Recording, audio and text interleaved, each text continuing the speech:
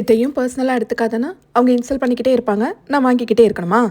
நேற்று சின்ன பசங்க குரூப்குள்ளார இந்த பஞ்சாயத்து தான் ஒன்றுச்சு.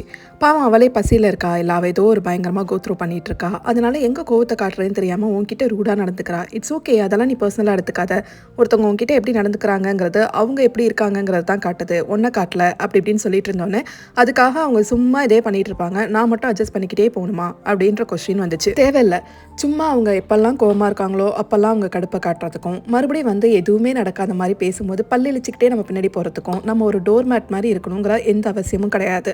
ஃபஸ்ட்டு திங், ஒருத்தவங்க உங்ககிட்ட ரூடாக நடந்துக்கிறாங்க, அவங்களுக்கு அப்போதைக்கு சுச்சுவேஷன் சரியில்லை, மனசு சரியில்லை, ஏதோ பயங்கர ஹார்ட்ஷிப்பை ஃபேஸ் பண்ணிகிட்டு இருக்காங்க, அதனால தான் அப்படி நடந்துக்கிறாங்க அப்படின்னா உடனே அதுக்கு அடுத்த டைம் அவங்க உங்ககிட்ட வந்து அப்பாலஜைஸ் பண்ணுறாங்களா பாருங்கள். அப்பாலஜைஸ் பண்ணிவிட்டு நான் இனிமேல் இப்படி நடந்துக்க மாட்டேன் அப்படின்னு சொல்லி அதை கீப் அப்பும் பண்ணணும். சும்மா சாரி சொல்லிவிட்டு திரும்ப திரும்ப இந்த பேட்டர்னை ரிப்பீட் பண்ணுறதுல எந்த அர்த்தமும் கிடையாது.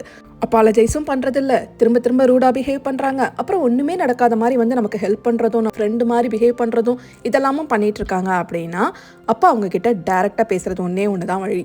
நீங்கள் இப்படி பண்ணுறது எனக்கு பிடிக்கலை, இது ஒரு பேட்டர்னாக ஃபாலோ பண்ணிகிட்ருக்கீங்க, உங்கள் மூட் ஸ்விங்க்கு தகுந்த மாதிரி என்னை நீங்கள் ட்ரீட் பண்ணுறதை என்னால் அக்செப்ட் பண்ணிக்க முடியாது, ஸோ இனிமேல் இப்படி நடந்துக்காதீங்க அப்படின்னு சொல்லிவிட்டு அங்கேயே உங்கள் பவுண்ட்ரியை ஸ்ட்ராங்காக செட் பண்ணிக்கலாம்.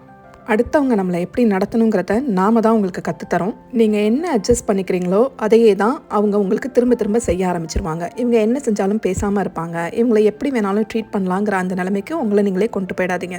இதை மாதிரி இன்னொரு தாட்டோட அடுத்த வீடியோவில் மீட் பண்ணலாம். உங்களுக்கு இது கனெக்ட் ஆச்சு பிடிச்சிருக்கு அப்படின்னா மறக்காமல் பேஜை ஃபாலோ பண்ணிக்கோங்க. Bye by.